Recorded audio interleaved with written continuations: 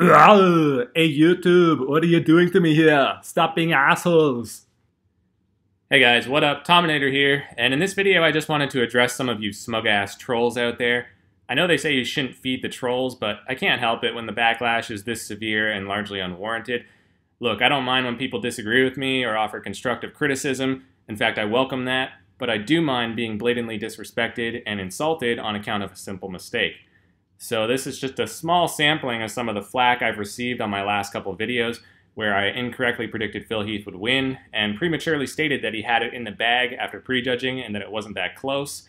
Now, the more astute among you will notice the screenshot of the official scorecard in the midst of all this vitriolic verbal diarrhea, and I'll explain that to you in a moment. But here's the deal, guys. Did I jump the gun a bit claiming Phil Heath would win? Yes. I took a bit of a gamble, but honestly, at the time, I was very confident Phil would be able to pull it off, given his track record, and the fact that he looked essentially just as good as last year without as much of a bubble gut. Now, just as a reminder, we're talking strictly about prejudging only, okay? Because that's what all my analysis thus far has been based off. And admittedly, Phil's stomach situation was something of a disaster in the finals, but we've seen this same story play out time and time again. Phil comes in a little off in prejudging, and people get all excited about a potential upset, only for him to inevitably correct course and slam the door in the finals. It happened in 2014 against Kai, it happened in 2015 with Rodin and Dexter, and it happened just last year against Big Ramy and William Bonac.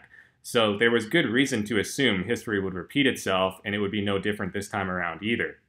So the fact of the matter is, I wasn't just dick-riding Phil because I wanted him to win, although I'm not going to lie, I was certainly rooting for him to do so because I'd hoped to see him surpass the all-time record in 2 years' time and make history. I mean, how cool would that be to be alive to witness that? But best believe I tried to keep it objective and not let personal sentiments sway any of my judgments. And to that end, based on what we saw on prejudging, I've thought about it some more, I've mulled over all these photos and footage, and I stand by everything I said, because I still would have had Phil in the lead. And guess what? I'm not alone in that thinking. I can find solace in the fact that 2 out of 5 judges who scored this contest had Phil in front after prejudging. Sean Rodin had 3 first-place votes, whereas Phil had 2. So hate to break it to you, but Rodin only edged out Phil by a single point on Friday night. In other words, if even one judge would have changed their mind and had Phil in front, he would have won the prejudging. But yeah, I guess I have absolutely no clue what I'm talking about when 40% of the judging panel reached the same conclusion I did. I guess all those professional judges who voted for Phil don't understand the first thing about bodybuilding either, right?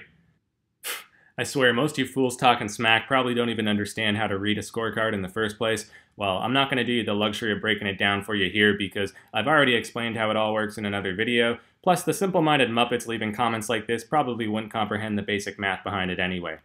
But regardless, based on the criteria for which the judges have historically selected, namely mass, separation, and dry, grainy conditioning, Phil was simply the better bodybuilder when you go body part for body part and even pose for pose. Sure, he had the terrible midsection, as we all know, and I'm hardly advocating in favor of that. But since when did the judges even really care about a nice trim waistline? They've been ignoring bloated bellies for well over 2 decades now. On the other hand, Phil remains miles ahead of Rodin from the rear and absolutely dominated there. Even people in Sean Rodin's camp, like the gang over at RX Muscle, admitted he lost the back shots. And how often have we all heard the expression that Olympia contests are won from the back? I mean, when the differential is this glaring, how the heck do you dethrone a 7-time reigning champion when you're getting dusted from the back? I mean, that's pretty much unheard of.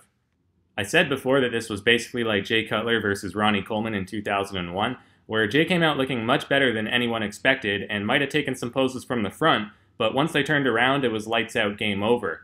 Except in this case, after years of turning a blind eye to the bubble guts and invariably rewarding the guy with the best back on stage, suddenly they switched up the criteria. So forgive me for being mistaken, guys, but it was an entirely logical assumption to make based on the way things have gone down in the past.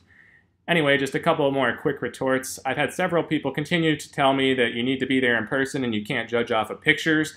Well, guess what? I took this pick myself because I was there at the show, as I already announced in a previous video, so don't call me out with that tired old argument.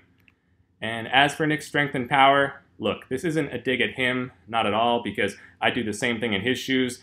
He is now, after all, the de facto authority on bodybuilding as far as YouTube is concerned, and he is the most popular voice out there and has the most subscribers for a reason, because he's been here for years and he pumps out quality content consistently and at the ridiculous frequency demanded by modern-day social media. But at the same time, he tends to be extremely careful and calculated with everything he says. He's very diplomatic and sanitized nowadays, and he needs to be lest he offend the overly sensitive masses he appeals to and risk losing a significant portion of his fan base or even his sponsorships. So he can't afford to take risks and make mistakes. I can, because I'm a small fish in the pond, 100% independent, and I do this just as a hobby for fun, not for a living. So I don't really care who I offend at the end of the day. That doesn't mean I'm going to go around trying to piss people off just for the hell of it, but I'm also not going to back down from saying some controversial shit every now and then for fear of backlash. I'd rather just keep it real with you and always give my honest opinions and take risks sometimes, even if it occasionally ends up blowing up in my face. But enough venting, that's all for this one, guys. Just wanted to get some shit off my chest and mostly point out to you that even the judges themselves rated this one so close after prejudging we're essentially splitting hairs. It all boiled down to a single freaking vote, so you can hardly say my analysis was totally off base. Alright, stay tuned though, because next time around I'm going to break down the finals comparisons. That should be coming out tomorrow or possibly even later tonight. But thank you all for watching. Don't forget to like and subscribe for more. And as always, I'm the Tominator, signing off, and I'll be back.